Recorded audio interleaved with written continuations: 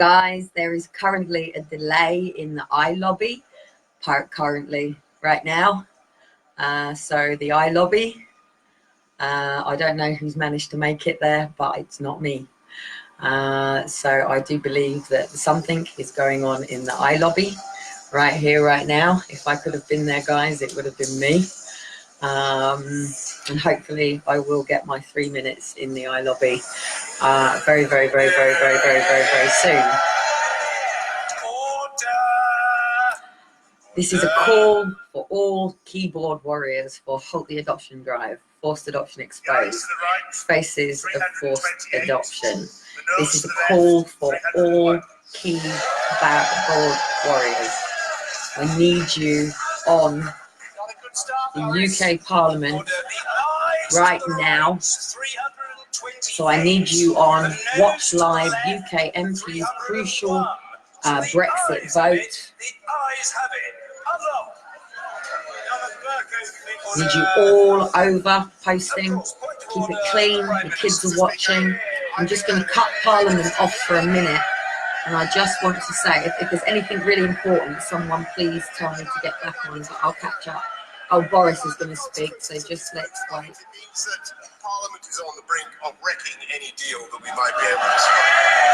Brussels, there's tomorrow's bill will hand control of the negotiations to the EU, and that would mean more dither, more delay, and more confusion. And it would mean that the EU... Let me just cut Boris off for a minute.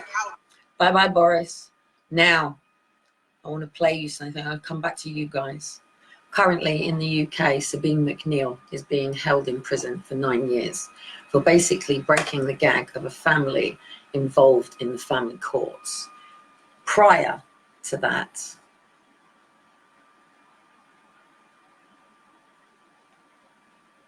listen. 2013 by Roger Fox from the UK on the practice of forced adoptions in the United Kingdom. I believe that the petitioners are present in the room. Where are you? Over there. Welcome. Welcome. This is from I'll give the floor 11th of the 11th, 2014. Listen. From the Minister. This is in the EU Commission Committee in Brussels on the 11th of the 11th, 2014, about abolishing forced adoption in the UK. Please just listen. By that I give the floor. This is Sabine McNeill, who is currently being held in a UK prison for 9 years. A cover-up, because after this, an investigation came into the UK, and then we exited Brexit. Listen. Okay, good afternoon. My name is Sabine, which is German, Kurio, which is Slavic, which explains my passion. And even though I was married to a Scotsman, I retained my German nationality. I'm here on behalf of the Association of Mackenzie Friends, which I co-founded and whose website I publish. Mackenzie Friends are lay legal advisors who are helping victims, especially of family courts, at any and all levels. We, in particular, work in the interest of the public in general. We don't get that involved in individual cases and custody cases, but we have submitted a study which we described as the systemic patterns of child snatching and forced adoptions in the UK to the March Committee. And since then, a few things have happened, above all an international conference on child removal proceedings in Prague. The March Committee was accompanied by 30 people, 30 victims, parents who had lost their children, who put high hopes on my presentation on their behalf. So the submission was not only a report, but also a dossier of online evidence, which comprised 12 pages. Plus, we were encouraged to submit numbers of signatures, and I put a total of 4 or 5 petitions together, which at the last count amounted to over 8,000. At the time, the old committee members promised a fact-finding mission and there are a lot of parents out there who are still waiting and hoping for that to happen. My 6 minutes of passion were recorded by a number of TV stations, and I got a letter from the European Commission which said, sorry, we cannot intervene. Likewise, the Petty Committee was informed that the Commission cannot follow up. But at the same time, I had to listen and talk to the Portuguese parents whose 5 children had been taken and who were arrested by Lincolnshire police for belonging Love to everybody who went. Campaign group. When they now see their children once every 2 months, they are treated like criminals. The 2 youngest ones are supposed to be adopted. On April 17th, i.e. a month after the committee meeting, the consul whom I had met and an attaché of the embassy met with Lincolnshire Council, and the children were promised to be returned to a Portuguese institution. That still has not happened till today. However, the father since then has lost 2 jobs because the social workers call the employers and tell them whatever they want to do. That is the reality. The Welsh father, who had been with us also in the public gallery and who was absolutely desperate to see his children, he was punished for having been in Brussels by not being allowed to see his son on his birthday. He tried to kill himself because of that. And his suicide attempt is not the only one in that particular area of Wales, which is Carmarthenshire. When my kids were taken, my kidnapped. friend who accompanied me in Brussels has had to endure 2 more suicides, and he suspects and knows that and how the coroner is involved in covering the facts up. John Hemming MP has tabled an early day motion about these punishments and that English subjects get punished for traveling to Brussels. He suggested that I focus on the concerns by the international community. The fact that foreign children are to be adopted by UK subjects, being exposed to a different language possibly, different religion, different culture, and that was highlighted at the International Child Removal Conference in Prague, which was initiated by a marvelous Slovak lady who got involved in the war case, which has become famous, where I had been talking to the father, where 2 boys were returned just before the adoption, without the consent of the parents, after 920 days in care. John Hemming has the facts about the fact that over 100 families have fled to Ireland, and he suggested that maybe the audience may have heard about the case of Ashia King, the little boy who has cancer and he was returned. We worked hard. He was returned. So there is a conundrum. The UK chases UK mothers and their children in foreign countries, and foreign mothers who visit the UK are not safe to have their children in the UK. The Prague conference reminded us of the resolution that Council of Europe members had taken in 2012, which subscribes to the EU Convention on Human Rights and the UN Convention on Child Rights. But if you've come to London, you may have taken the tube where you keep being reminded of Mind the Gap. This is the gap between reality and the law and what is practiced. A huge gap. And I seriously hope that the Commission will take note, because I get the impression that they do not have enough contact with victims. And that's why I'm grateful that the Petition Committee at least listens to victims. Now listen. Thank you very much. Now listen. I'm happy to give the floor to the Commission, and I believe that Natalie Stockwell is here. Please, the floor is yours. Thank you very much, Chair. I would like to thank Mrs. Courier-McNeill for her very detailed and clear presentation once more. As you've said, yes, these issues have already been raised and discussed at the March meeting of the Petitions Committee, and they are of great concern to the Commission. All policies and decisions concerning children are to be taken with one prime principle in mind, and this is the child's best interest. Hitler! I will not repeat what has already been mentioned by my colleagues in March, at the March meeting, and in the many emails and exchanges you had with my colleagues about these issues. Listen to the And I next will not one.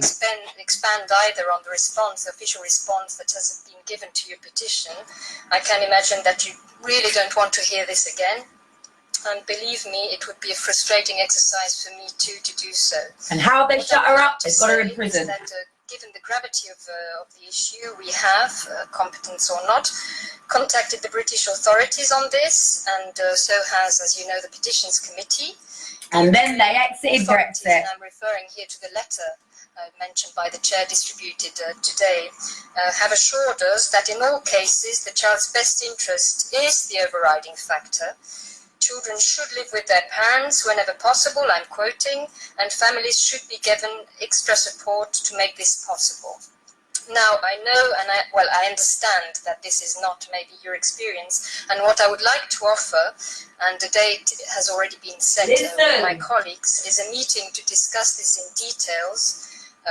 My colleagues responsible for children's rights will be present to discuss these issues, mainly also in view of the guidelines that we will be issuing on child protection systems. I will say a bit more about that later.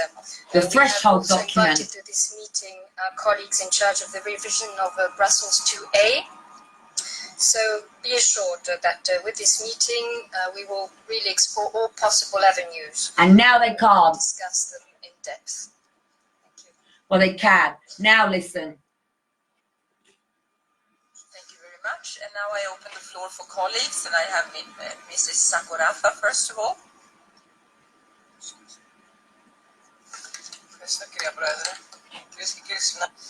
Thank you very much, Madam Chairman. When we get into affairs affecting children, we would be long nails, long hair, vampire. To look at the principles which apply globally. One of them being that there is no hiding his hands. there's no relationship more sacred than that between children and their parents. And I'm sure anyone here who want to is meet with you. will concur. And we have got to find ways, any ways possible, for us to provide assistance in such cases.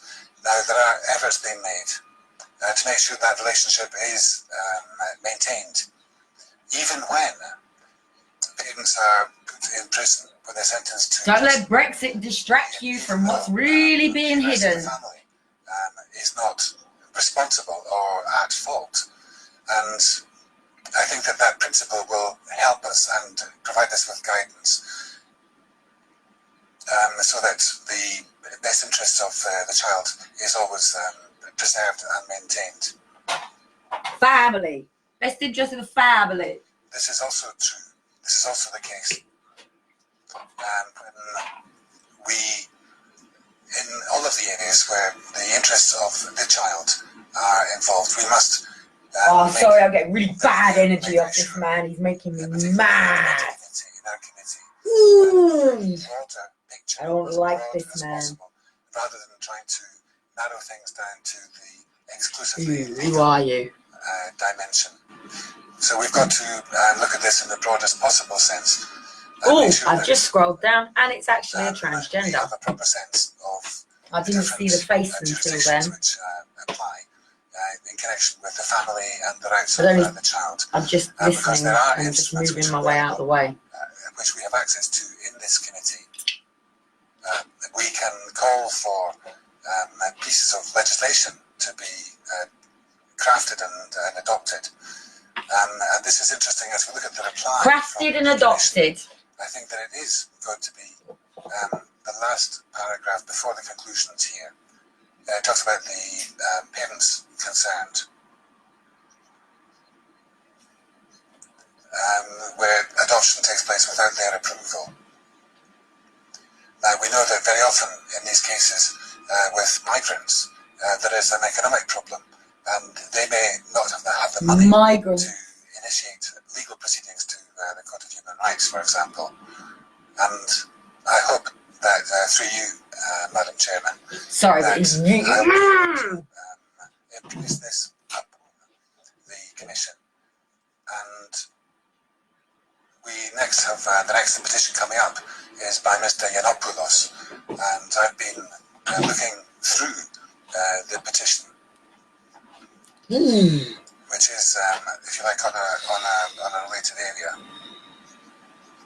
It has a response from the Minister of Justice in Cyprus. Now, I know that it's always very difficult this person, when the European Union is not able to intervene, where a country is not covered by regulations and directives. However, given the anxiety of the parent here, I think that we must apply that principle of looking at the best interests of the child and, as it were, the two parents in each case. And it's important that we try to always put the focus on the child and the parents. Thank you very much. Yes. Mr. Yiannopoulos is further down the agenda, but we will also discuss his difficult The woman I want you to hear. issue later on. Now I'll give the floor to Mrs. Kirsten Darling. I think this is it. Thank you very much, No. Chair. First of all, I'd like to... I'm going to keep it going. It's important. You can watch this yourself anyway. I think we should recall the decision. But I'm going to let them talk because you need to know this. You need to know idea that petitions which relate to that this has been in the EU. Let me come over to you. Let me just pause there for a minute. Let me just pause there for a minute. It's really, really, really, really important that you know that this investigation came in, I think it was November 2015. I literally drove from Bristol to London with my handbrake being pulled up by somebody along the road, okay? And I literally had somebody jump in the car with me as I was going to London communicating, and along the motorway as I was heading to the meeting that was being held by the EU here on November the 5th, which was the same time as Anonymous marching, and was also the same day that Sabine was speaking about obviously going to jail and stuff. And there was an underground meeting with those who deal with satanic rituals.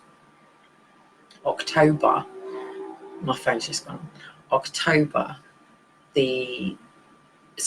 Halloween, the day that we exit Brexit.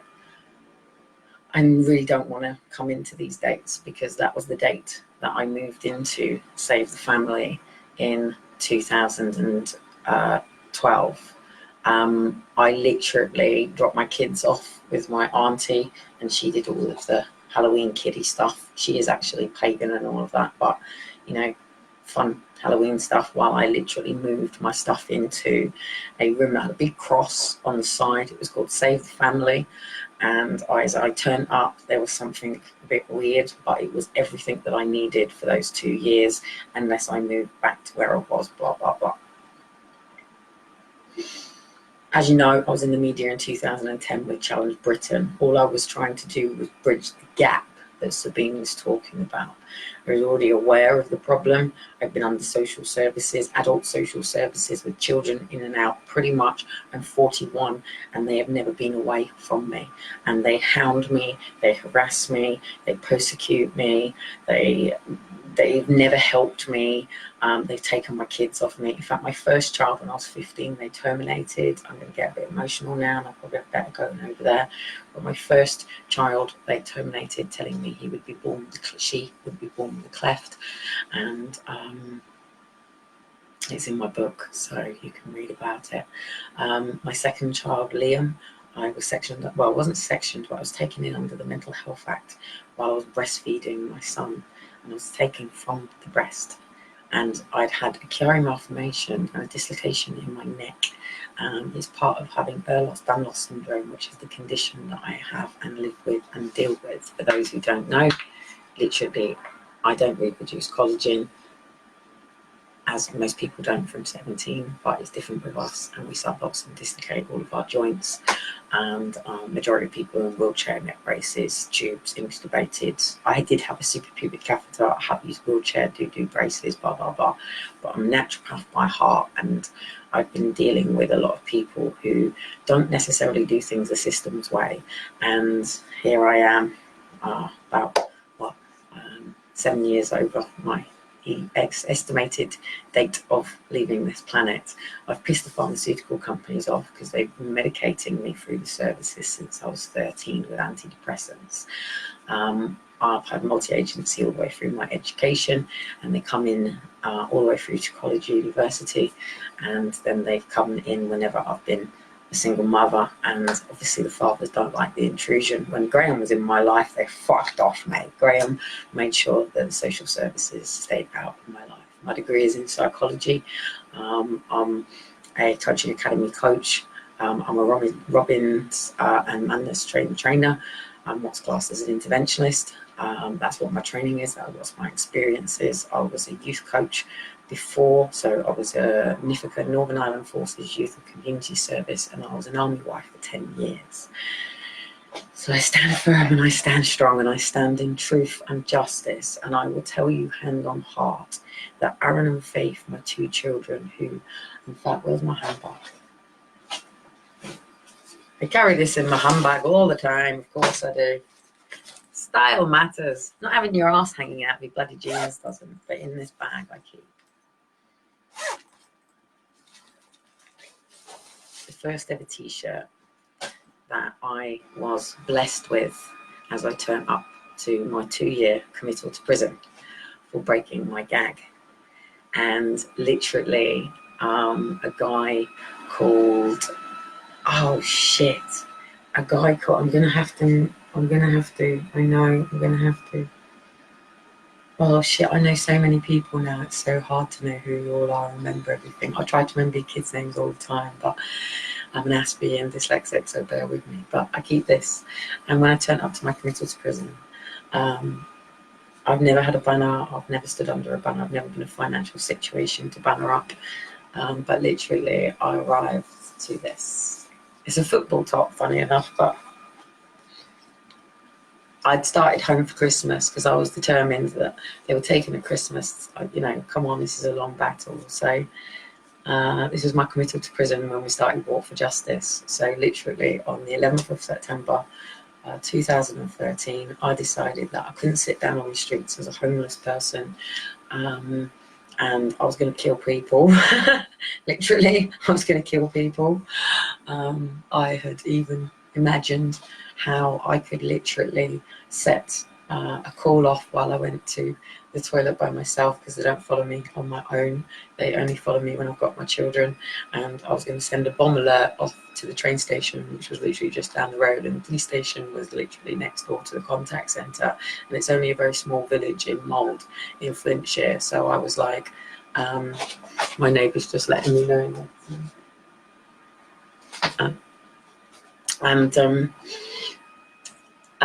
I've got coughs for everything around here. It's really funny. They just let me know security's coming in. So they all know how I don't like to hear noises. So I've got different coughs for security are pulling in through. Police are in the block, social around in the block. I live in a FEMA camp. I've got cameras there, cameras there. I'm in a 1-bedroom flat with 2 children.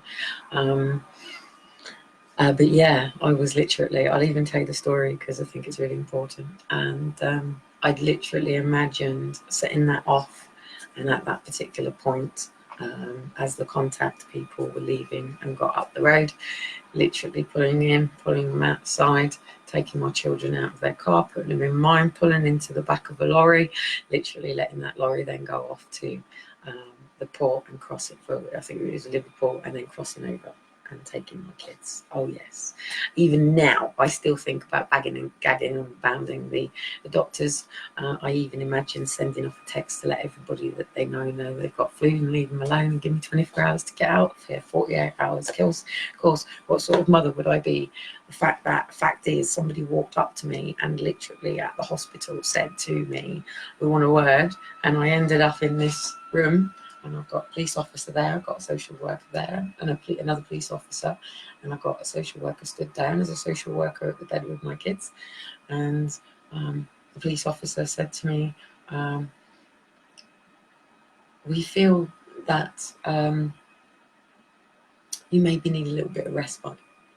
And I said, well, we're off snowboarding, that's enough respite for me for Christmas. So I've got all my kids for Christmas, I'm in a very good place, thank you very much. So he then said, well, if you say anything, do anything. I say this laughing because I want to kill a cunt. If you say this, seriously, why didn't I smash his fucking face in and pop, pop, pop, pop, pop, pop? You know, maybe the universe would have helped me get out of the hospital with my kids. You know, I do watch Taken and I think these crazy thoughts of why couldn't I do that for my kids? And I live with that shame every day. Why can't I do that for my kids? Why can't I walk into some cheesy fucking nasty club and put 150 grand down on the table and say, go kidnap the kids? I thought about it, but what I decided was that if they were willing to take 150,000 off a mother like me to do it, then they would be willing to get my kids and then put the ransom higher. And I felt that it would put my kids at risk, which is why I didn't do it. There was a few of us that actually were coming together to put the money together for a few people. One of the fathers went as far as actually meeting with the crew that were going to do this, and I just felt that they could double stand us, and they had a lot of kids, and our kids could then end up somewhere else. Would I like to pay an investigator to find them? Yes, of course. I've actually had communication with the investigator who used to serve me my committal to prison paperwork and my gagging orders. I have 10 draconian gagging orders. In fact, there's probably 33 orders in there, and my first gag I broke with an interview that was going on Andrew Peaches. I literally got kidnapped by people in like anonymous masks and taken from Save the Family into Prestatyn, where I actually had a non-molestation order to not go because that's where my kids were. But my kids had been moved at that time into the people who abused my children sexually, physically, emotionally, and medically. We know this to be true. There is evidence. I'm going to fucking take that fat bastard of a cunt one day. And if you've ever seen that film, what's it? With the 7 sins, where the man of sloth is like, I visualize him like that every day, having a fucking heart attack. In fact, yeah. Well, yeah, karma, mate. Karma. I don't even have to touch you. Like I said, one hair on my kid's hair touched. They took my beautiful little boy. So this is Faith and this is Aaron, who's got lovely hair. He's a skateboarder. They cut his shaved his hair off. He was mortified. So anyway, since then, I've stood for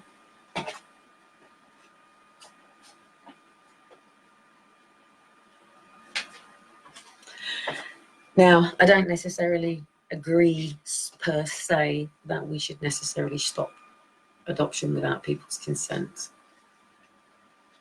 Well, yeah, I do. But no, I don't. Because unfortunately, in this day and age right now, we have to accept that historically has been proven. We know, literally, I petitioned Parliament. I took a load of people who were protesting outside and made them understand that you can walk through the gates of Parliament. So their delay today was probably somebody from our crew, just letting them know we're here. So Parliament and everybody is tagged in everything that I do. They know what's going on. You know that the police have come to my front door, so you know my lives are monitored, hence why I've come in from public to private. I'm watching and monitoring the accounts that are coming in. And I'm going to do a mass big clear out because of the amount of trolling that we get. So anyway, let me just go back to this a minute. There was one person I really wanted to listen to. Through the committee, I think that's really important and a really important decision. And I'd also like to acknowledge, putting this into a broader context in the UK, the public concerns in the UK related to historic child abuse and the situation in care homes in Britain. And I think there's a need for much deeper and much quicker inquiries in the UK into some of the broader questions related to child protection across the board, and that's our government's responsibility. Clearly, this is an extremely emotional subject, and I think we have to take the responsibility that comes with that. That if there is any evidence of problems associated with the adoption of children, they have to be taken extremely seriously. And the rights of the child demands that the child's best interest is paramount in any decision-making process. And I think that's absolutely right. So I was pleased that the UK government had responded to the previous Petty Committee's concerns and had set out what is essentially a legal perspective on the UK. However, I think the number of petitions suggests that there is something going on which is worrying. And I agree with the last speaker that we need to place this in a broader picture, not just the UK, but how it fits into the European framework across the board in respect to child protection, adoption and care processes. So Agenda 21 got caught out. I take the points of the Commission that this is largely a national competence. I think that there really has to be a first request that there would be a more detailed investigation into what's going on in the UK, and I think it's a great initiative from the Commission to hold and pull together a meeting with those concerned to do that. This is very sensitive, and I think we have to deal with it in a very delicate manner, and I think there needs to be a more detailed response from the UK government, particularly in relation to some of the cases, and I think that will fit into some of the investigations which are ongoing on child protection in the UK. And I think the dimension of the European Convention of Human Rights should be addressed as well. That's the first point. The second point is, I'll be much quicker, I promise, is that I think there clearly is a question about the responsibility of the EU when it comes to cross-border cases. And currently there's no mechanism at EU level to deal with the implications in terms of adoption and so on. And so my second recommendation would be that we seek a legal opinion from the Legal Affairs Committee on the potential need to address these situations of cross-border child protection and adoption within the Brussels II regulation. And I think that should fit into the ongoing review of the Brussels II regulation, but I think we should keep this case open and hear what the results of that legal opinion are. Thank you. They kept it open and Sabine got put in prison. Thank you very much, Chair. I Keep listening. With the occasion of discussing this, is the first time that I heard about such things. This is for you, Parliament. Keep listening. When thinking about these kind of adoptions, I was definitely much more inclined to think of Argentina or the Chile of Pinochet, where several thousands of children have been forcibly adopted after their parents were dead. But yes, This is from 2015 for people who are just coming onto this live. I just want you to listen to the investigation that come into the UK from the EU, and then all of a sudden, oops, upside the head, we're on our way out of the UK. EU even. Listen. Parliament, listen. I confess that I personally have a problem I have always had with the idea of the best interest of the child, something which is extremely subjective and depends on who is deciding what is the best interest of the child. Maybe. Are you listening, Parliament? Who is deciding? Agents of the state, hey? Psychology reports, hey? But I have two very concrete Courts, questions. hey? CAF officers, social workers, witnesses for the When we are court. talking about adoption, does it refer to the classic adoption, or it's placing children in foster care? So placing children in somebody's care for a limited period of time. That's the first question. And the second one, the adoption as such, not the foster care. The adoption. Get into the inquiry, guys. Get into the inquiry.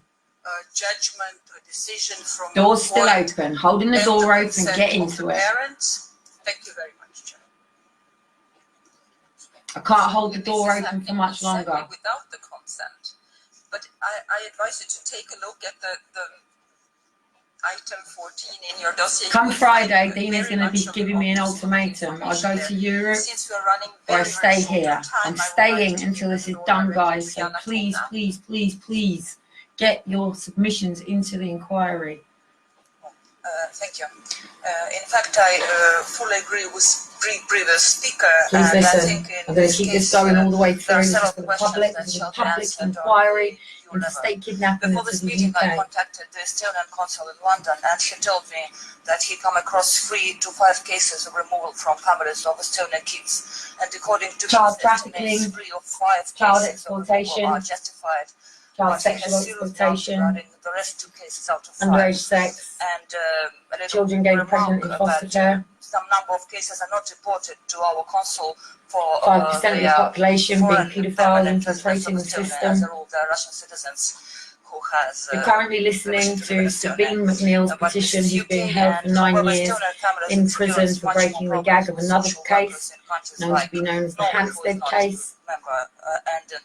We believe at the end of the day she was at the courts, she was Mackenzie friend, she broke the gag, just like she did mine with her blog. In other member states. Nevertheless, we can report at least. I faced a 2-year commitment to prison, which they vacated because I came out on social media and broke my gag. I went to the EU.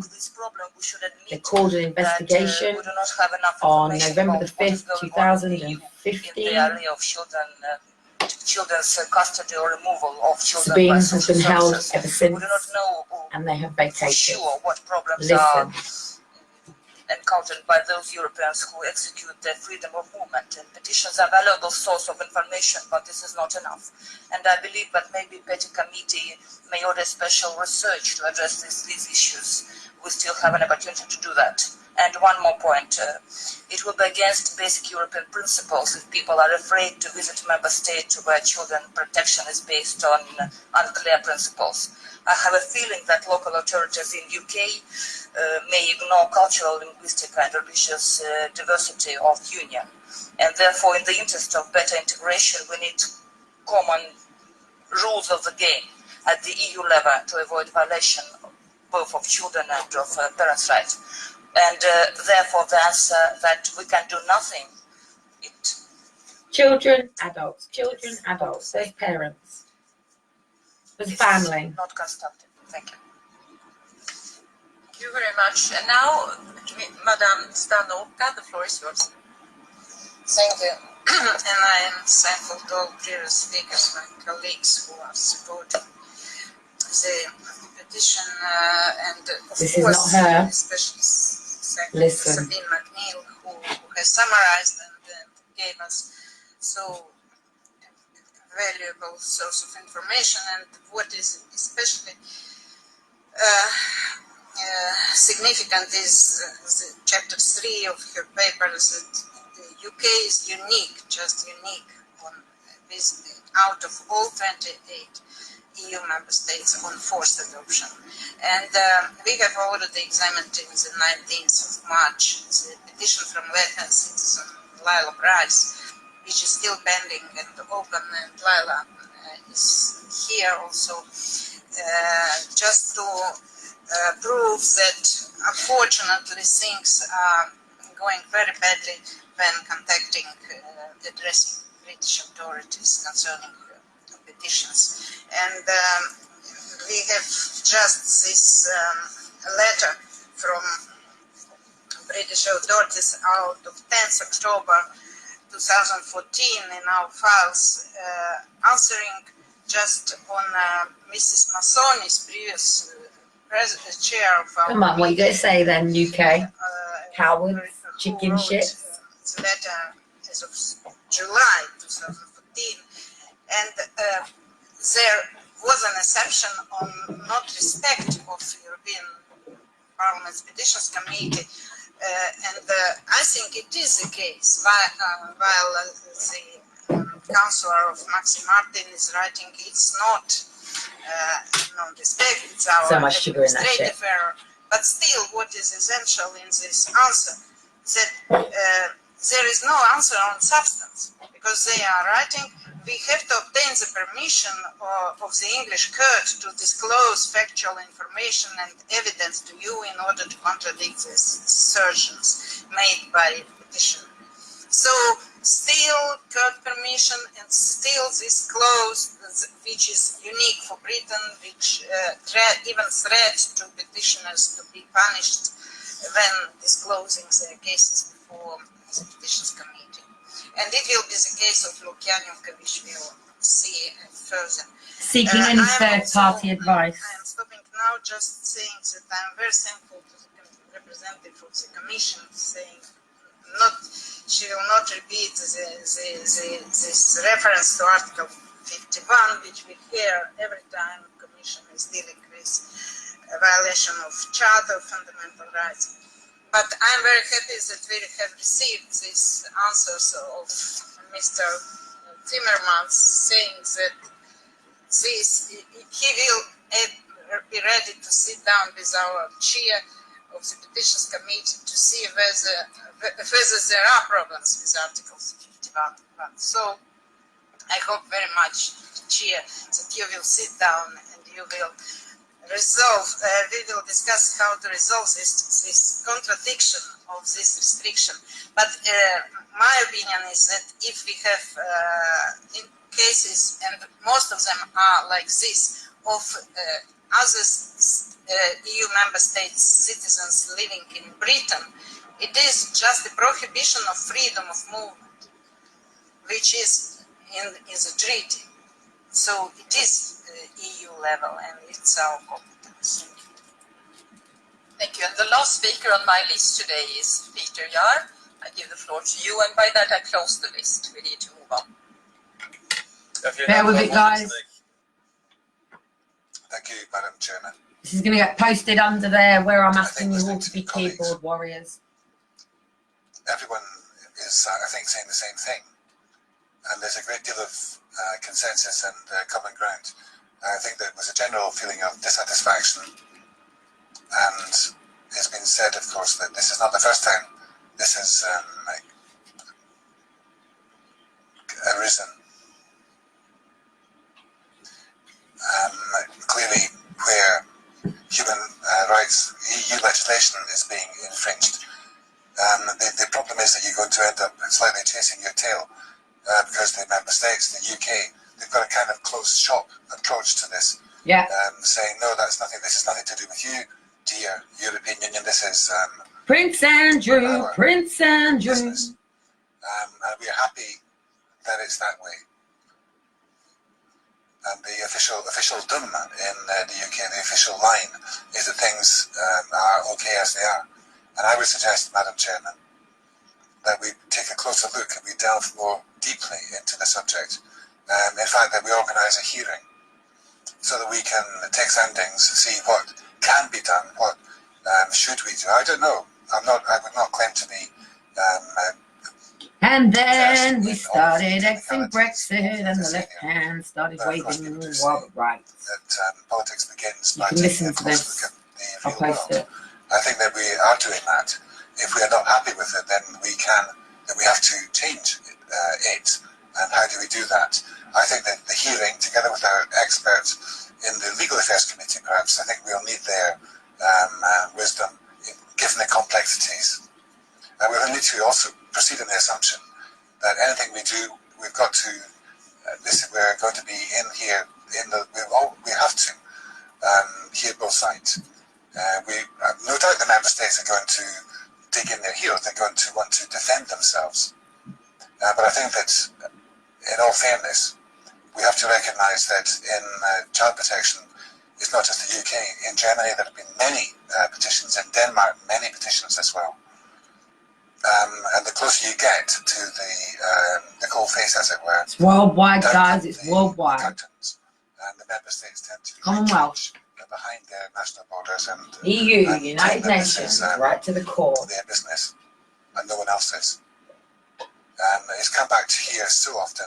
It's been such an occurrent thing. This is a petition which speaks to our immediate bailiwick, but I think that we've got to look around in the Parliament and pool our resources elsewhere. It really does pain me when petitioners come to us and they hope that this is the right place. And I think this does give them some aid and succour, some encouragement. But I think that we're going to need to take practical steps. Thank you.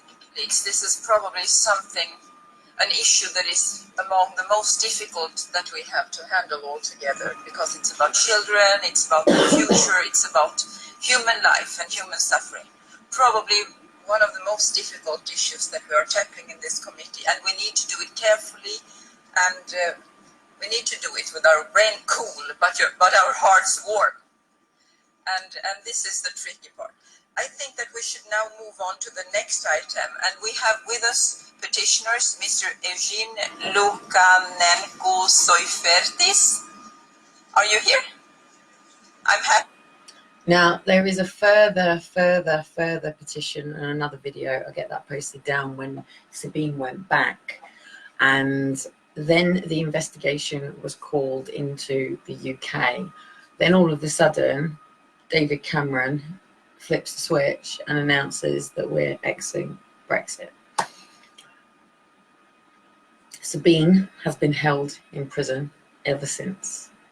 This matter has been pushed back, and it's up to us now to get onto the Parliament that I'm asking you to do, and literally keyboard warrior it, get everything into it, get it down. And please, please, please, the door is still open to get your inquiry into the children's social care. And we need your affidavits, we need your threshold documents. The problem, as the EU have said, and Monique, who went to the United Nations, they had to get the president of the family court's permission to even ascertain people's cases. One of the reasons that I haven't got files and files, I've got emails and emails and thousands of emails. I can show you how many emails have I got. Some of it's junk, but seriously, I've got thousands and thousands of emails. 95,436 emails. A lot of some of that's coaching though. So, but when my kids were taken and I found out that there was this order that said that I couldn't see my kids and I couldn't even say bye to them, and I didn't know what the fuck had happened, that video of when I read that judgment is on the United Nations, on the United Nations website. That can be posted down here as well by Amber. We are at a very pinnacle time right now to rise, and the reason that I say halt the adoption drive is because it will cause for a and with that will come all of the subsections that go on in and around the family courts and social care and stuff like that. It's the tip of the iceberg that will make it all go boom, and then bring in what goes on bad and the percentage and stuff, and we can all just start healing and move on and start preparing for the day that, you know, the kids are reunited with us, and at some point keep focusing on having, don't focus on Christmas so much, but just focus on your children being home with you, keep them in your heart. And we have an opportunity right now as a global society to just come together and all just really actually talk about politics, religion, values, beliefs, and decide us as a nation what we do believe. It's not about big society, it's not about one world order, it's just about coming back into natural co-symbioticness and co-creation with one another, and rather than being competitive, actually just create with each other. And if we're just all lifting each other up and raising each other up, there's no reason for greed, is there? Because we're only achieving our own ambitions and goals. We're not trying to climb over each other to try to take whatever anybody else has. It's not about taking land off each other or crushing each other. It's just literally about living in, get rid of the environments that don't work, be in the environment that does. And you know, this shit's happening, I'm sorry, and you've got to deal with it. And, you know, it's not us parents saying it, it's the EU, it's the United Nations. It's just like they say, Britain keeps saying it's not a problem. It is a problem, and the core of that problem exists here with something very much deeper.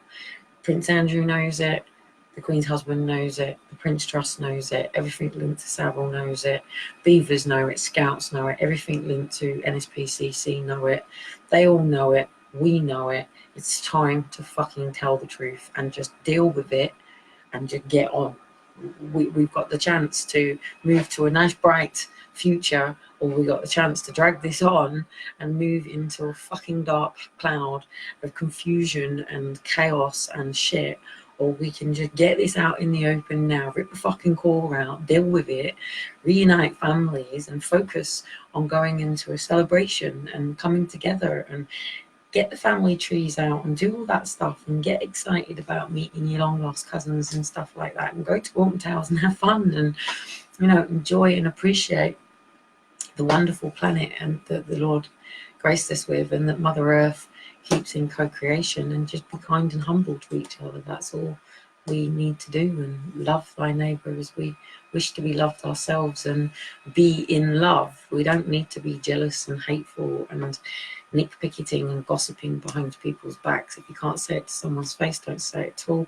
Conflict's not a great thing. We don't need guns, we don't need knives, we don't need bullets. We just need to sit down and have a chat with each other. And it's about time we, the community, started assembling, coming together. It's not about protesting, it's not about demoing, it's about an opportunity to just come together and just have a look at what problems do exist, have a look at what solutions are available, have a look at what money is available per council, or whatever you want to call it, per community government council, per, I don't know, freaking happy clappy, whatever it is that we want to rebrand this to be. But we can just come together and just go, look, you know, this school is down and it needs this, and this needs repairing, and we got this done. And if we all come together in patches and stuff around the UK, and I'm talking about the UK here now, what you want to do in your own country and step up, that's great. But the UK right here, right now, is a sinking ship, and we haven't got anybody who's taking the wheel properly, and there's no proper co-pilot, and there's no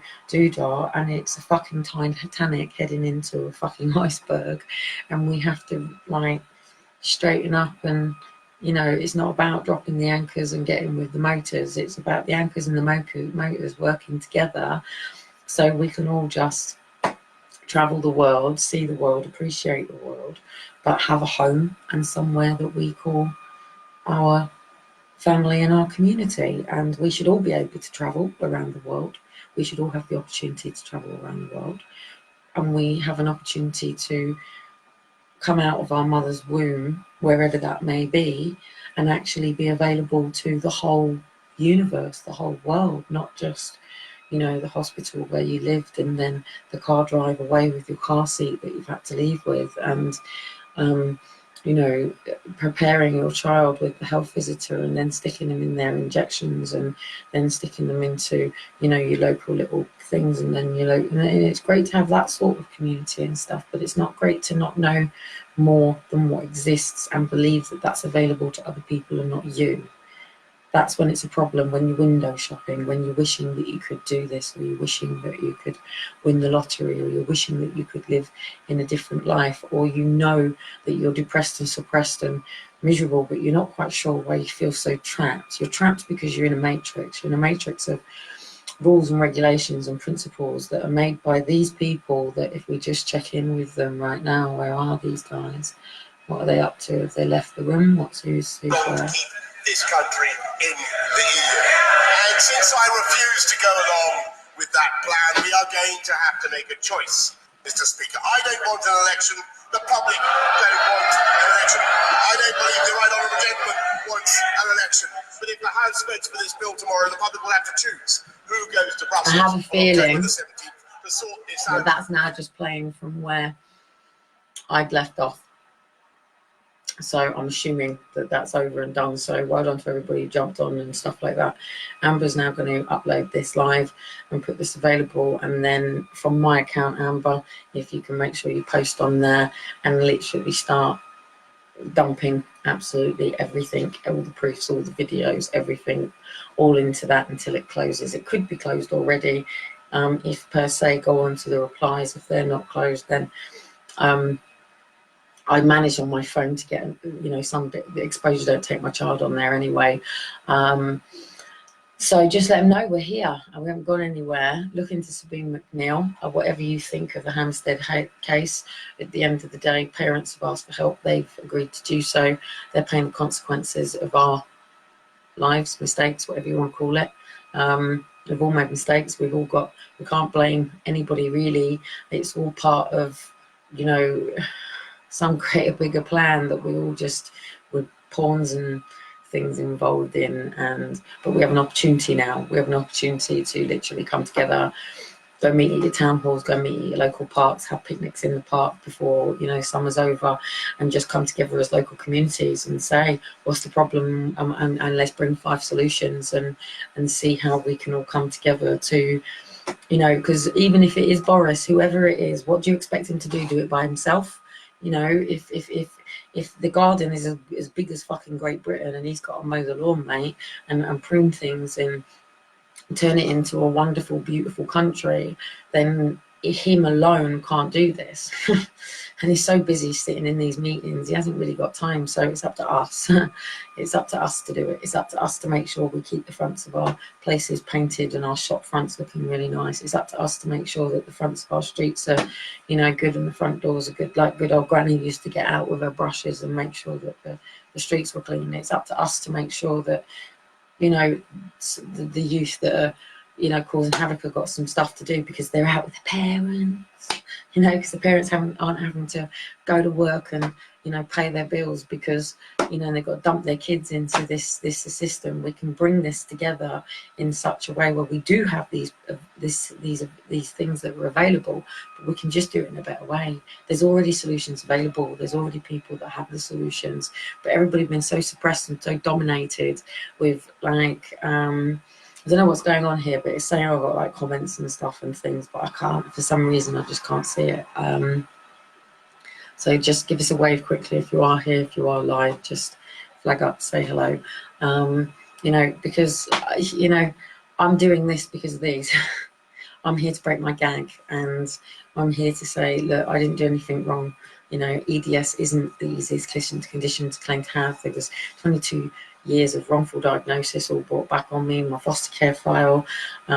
It was a fucking car crash. It was done within 3 minutes, and I was in a 26-week court process, and I've been here ever since. And, you know, that was the EU. There was an investigation. They've exited with Brexit.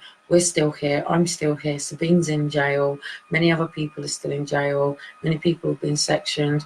They've even detained me, but I was a fucking warrior and on it. And I'd sort of, like, I don't know, it's just super fucking knowledge just came to me on the inside, and some nurse just ran off and Googled me and said, look, I'm not getting involved. And Dean came in and that was it. So Dean's home on Friday. I don't know what's going to happen as from Friday. He's literally coming home to help me sort this fucking chaotic mess. I found a tent today, which is really handy. Literally, as I was coming home, it was just sat there in the thing, and it was like, I'm looking around for anybody if you want it, you know. I've even said loads of local, but I'm sure if someone would just say, yeah, it was mine. So it's going to hopefully help out for tomorrow. I managed to sort some nappies out and stuff. I'm riding on absolute a prayer right now, because I'm paid monthly and I'm not paid until the 18th, and I've got so many deductions coming out. I'm trying to sort stuff out, but tomorrow I will be live with you from a children's centre where I'll have this cupboard, that cupboard, in a suitcase, just like I arrived here. That's all I had. Over to the children's centre with Elijah and Shiloh. Hopefully I might have a couple of people who will just pop around with Elijah and Shiloh while I, you know, really do delve into it. I'm going to have the laptop open, I'm going to have some bits open. I've got the room all to myself. The kids can get on with and doing stuff. It's a sort of room that I would love to have at home for my kids. With a nice little office next to it, it'd be fucking perfect. I'd sit there like a little teacher, but it would be with mum and different people coming in at different things that they want to do, and friends and stuff like that. So I'm going to be over there doing my paperwork, and once this is all in order, I'm going straight over to that court, and then it's, yeah, that's it. That's what I came here to do, and hopefully the time is, yeah. So anyway, guys, I have literally 59 minutes and 37 seconds.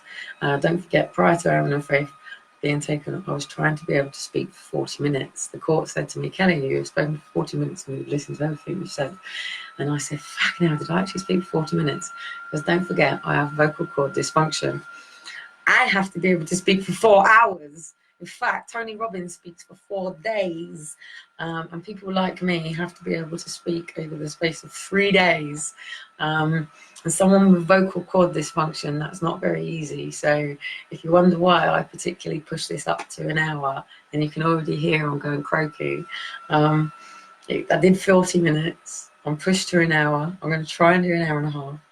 And eventually I'm going to be able to get up to doing full-blown fucking workshops. So I'm going to have to get a platform of people who can speak in gaps for me, because someone like me that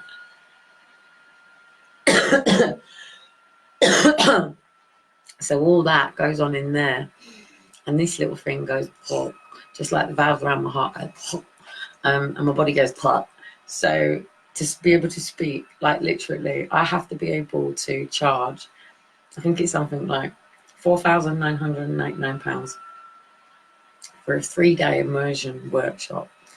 But the problem is I can't speak for that long, and I'd probably have lost my voice by the end of the first day.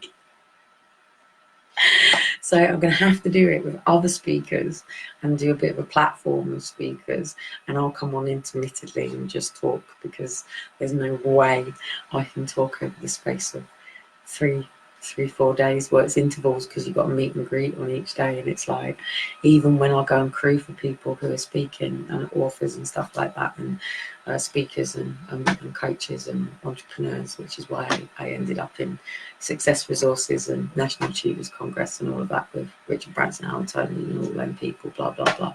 Not because I like them, just because they were speakers, and it was my job to, you know, make sure it flowed all right. Do you know what I mean? So yeah, I've just gone over an hour again, so breathe. Don't forget I have Ehlers-Danlos syndrome, and apparently I'm also, they don't say we're Asperger's now, we're just autistic. So don't forget, at the end of the day, stand for them. You can see on the t-shirt. I need new branding. It's just that money is not there right now. If anybody would like to sponsor to brand me, that would be absolutely fucking brilliant. I need about $3,000 if you want to do it. But literally, I want to get everybody ready for I'm stepping up, and also I want all my kids branding. And let's just say, guys, if this isn't sorted and settled by November the 5th, the only uniform I need is a pair of Combats black and some nice black boots. And you won't be watching it live. And hopefully you'll see me when I take my balaclava off when I join Black Box. And yeah, let's hope it doesn't go to that, hey? So anyway, guys, peace, love, namaste. Hope you have your vision today. See you on the other side in the morning. Love you lots. Bye. I am starting to like you all, by the way. Some of you.